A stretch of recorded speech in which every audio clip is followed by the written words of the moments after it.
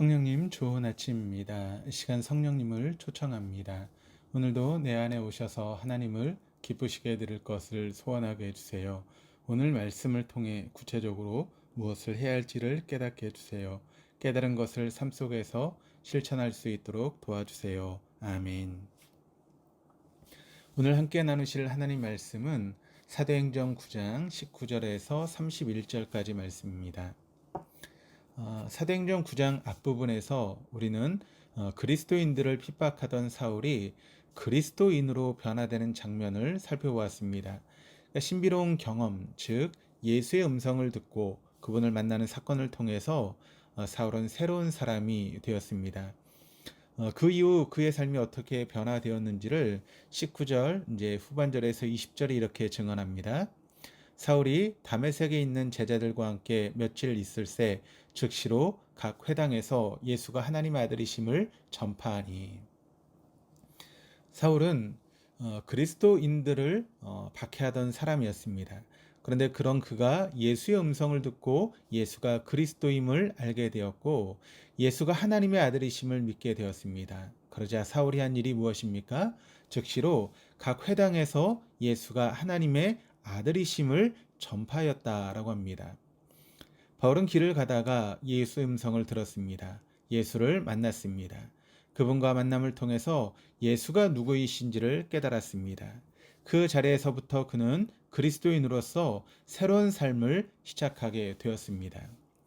지금으로 말하면 그는 새 신자가 된 것이죠. 그런데 그 즉시로 그는 예수가 누구이신지를 증거하기 위해 말하기 시작합니다. 예수를 만난 사람이라면, 복음을 듣고 진정으로 내면의 변화를 경험한 사람이라면 그는 어쩔 수 없이 복음의 증언을 말하지 않을 수 없게 됩니다. 바울이 그랬습니다. 바울은 즉시로 각 회당에서 예수에 대하여 말하기 시작합니다. 바울은 단지 한두 곳에서 예수를 증언하고 그친 것이 아니었습니다. 본문에 보시면 사울은 각 회당에서 전파했다라고 했는데 각 회당에서라고 하는 단어는 관사와 함께 복수형으로 쓰여져 있습니다. 그러니까 당시 다메섹에는 약 30여 개의 회당이 있었던 것으로 여겨지는데 유대교를 변호하기 위해서 각지를 다녔던 바울은 다메섹에 있는 각 회당에서 더 이상 유대교가 아닌 예수에 대해서 변호하는 사람으로 살기 시작한 것입니다. 사울이 전한 예수에 대한 증언은 두 가지입니다. 그 첫 번째는 20절에 이렇게 이야기를 합니다. 즉시로 각 회당에서 예수가 하나님의 아들이심을 전파하니. 사울은 예수가 하나님의 아들이시다라고 하는 것을 전파합니다. 그런데 유대인들이 예수를 죽인 명목이 무엇이었습니까? 그것은 바로 신성 모독이었습니다. 예수가 자신을 하나님의 아들이라고 주장함으로써 하나님과 자신을 동일시하는 신성 모독의 범죄를 저질렀다라고 하는 게 사형 선고의 이유였습니다. 그리고 사울도 이것을 확신하였기에 그리스도인들을 붙잡기 위해서 동분서주하였던 것입니다. 그런데 다메섹 언덕에서 예수의 음성을 듣고 난 사울은 자신들이 신성 모독이라고 하는 죄명으로 죽였던 예수가 실제로 하나님의 아들이셨다라고 하는 것을 깨닫게 되었습니다.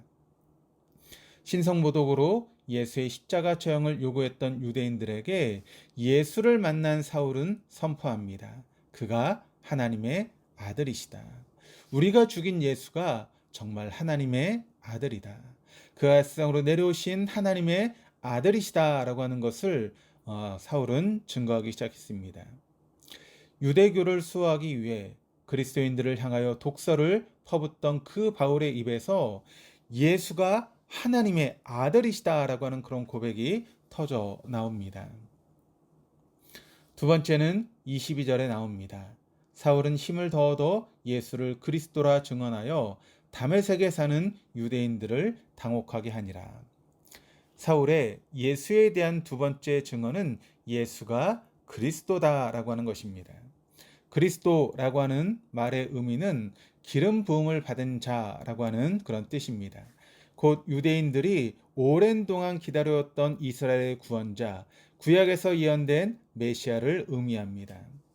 로마의 압제 가운데 가난과 질병의 굴레 가운데 살아갔던 이스라엘 사람들은 메시아가 오시면 정치적인 해방과 경제적, 육체적 해방을 얻게 될 것이다라고 기대하며 메시아를 고대하고 있었습니다. 그들은 갈릴리 출신, 가나안 촌락 출신 예수는 결코 메시아가 아니라고 확신하였습니다. 그런데 유대인들이 못 박은 그 예수가 그들이 기다리던 메시아, 이스라엘의 구원자이십니다. 하나님이 이스라엘과 인류를 구원하기 위해서 보내신 구원자가 바로 예수라고 사울이 증언하는 것입니다. 이렇게 증언하는 사울에게 본문이 이렇게 부연 설명을 합니다. 사울은 힘을 더 얻어 예수를 그리스도라 증언하여. 힘을 더 얻어라고 하는 원래 단어의 의미는 권능을 부여받다, 힘이 주어지다 라고 하는 그런 의미의 단어인데 여기서는 미완료 수동태로 쓰여져 있습니다. 그래서 계속적으로 권능을 부여받다, 지속적으로 힘이 주어지다 라고 하는 그런 의미입니다. 사울의 예수가 그리스도다라고 하는 그런 증언은 단지 사울의 경험과 내적인 확신에 의한 증언일 뿐만 아니라 능력으로 도우시는 성령의 증언이기도 한 것입니다. 성령의 공급해 주시는 힘에 의하여 사울이 증언하고 있습니다. 성령의 능력에 힘입어 증언하는 사울을 유대인들이 감당치 못하게 되자 그들은 당혹해하며 혼란에 빠지게 됩니다. 이렇게 초신자 사울은 예수가 하나님의 아들이시다, 예수가 그리스도시다라고 성령에 힘입어 증언하고 있습니다. 오늘 우리에게 예수는 누구십니까? 사울에게까지 찾아오신 예수가 바로 우리의 자리에서까지 찾아오시는 하나님의 아들이심을 믿습니까? 하나님을 대신하여 친히 나에게까지 찾아오시는 분이 예수님이십니다. 우리의 신음의 자리, 우리의 탄식의 자리, 우리의 울분과 슬픔의 자리, 우리의 죄악과 불순종의 자리에까지 찾아오시는 분이 바로 하나님의 아들이신 예수님이십니다. 그분이 우리의 처한 절망의 죄악된 상황에서 구원하여 주시는 분이십니다. 도저히 우리의 힘으로 어쩔 수 없는 죄악 가운데 우리가 절망하고 있을지라도 그가 우리를 찾아오셔서 우리를 구원하여 주시는 분이심을 여러분은 믿으십니까? 예수는 사울에게뿐 아니라 오늘 우리에게도 여전히 하나님의 아들이시오 우리의 구원자이십니다. 사울과 같은 편에 속해 있다고 생각했던 유대인들은 사울의 변화에 당혹해했고 핍박받던 그리스도인들은 혹시 속임수가 아닌가 하며 바울을 두려워했습니다. 그러나 바나바의 사울에 대한 보증과 새 삶을 시작하게 된 사울의 증언, 그리고 그의 변화된 삶을 통해서 교회는 안정을 찾아갑니다. 온 유대와 갈릴리, 사마리아 교회가 든든하게 서가게 되었습니다. 본문 31절입니다. 그리하여 온 유대와 갈릴리와 사마리아 교회가 평안하여 든든히 서가고 주를 경외함과 성령의 위로로 진행하여 수가 더 많아지니라.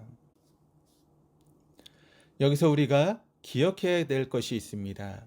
이제 변화된 사울에게는 죽음의 위협이 따라다니기 시작했다라고 하는 것입니다.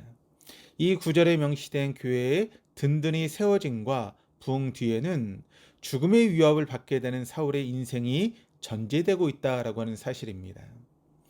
하나님의 교회가 겉으로 든든히 서가는 무대 뒤편에는 죽음의 위협을 감수하며 증언하는 변화된 바울과 같은 사람들의 희생과 수고가 있었다라고 하는 사실을 우리는 간과해서는 안 될 것입니다. 혹 우리 교회가 든든하게 세워져 가고 있다면 그 뒤에서 누군가는 희생과 헌신을 하고 있다라고 하는 것을 여러분 잊지 마시고 우리 모두가 그와 같은 자리에 설 수 있기를 주님의 이름으로 축원합니다. 기도하시겠습니다. 하나님 아버지, 처음 예수를 만난 사울에게 주를 향한 열정이 불타올랐듯이 오늘 하루를 시작하는 우리의 가슴도 주님을 향한 열정과 사랑으로 가득하게 하옵소서. 예수가 하나님의 아들이시오 예수가 그리스도이시다라고 고백하고 증언할 수밖에 없었던 그 열정이 우리 안에서도 불타게 하여 주옵소서. 주를 위해서, 주님의 교회를 위해서 혜택을 누리고 권리를 행사하기보다 희생하고 봉사하고 권리를 포기하고 헌신하는 우리의 삶이 되게 하옵소서. 이 시대에 주님의 교회가 든든히 서기 위해서는 여전히 보이지 않는 곳에서 피땀 흘려 애쓰는 수고의 손길이 필요한데, 주님, 우리가 그런 주의 사람들 되게 하옵소서. 오해와 핍박을 겁내지 않는 용기와 순종, 자신에게 주어진 생명, 물질, 시간 달란트를 기꺼이 내어드리는 헌신과 자발적인 포기가 우리에게서부터 시작되게 하옵소서. 감사드리며 예수 그리스도 이름으로 기도드립니다. 아멘.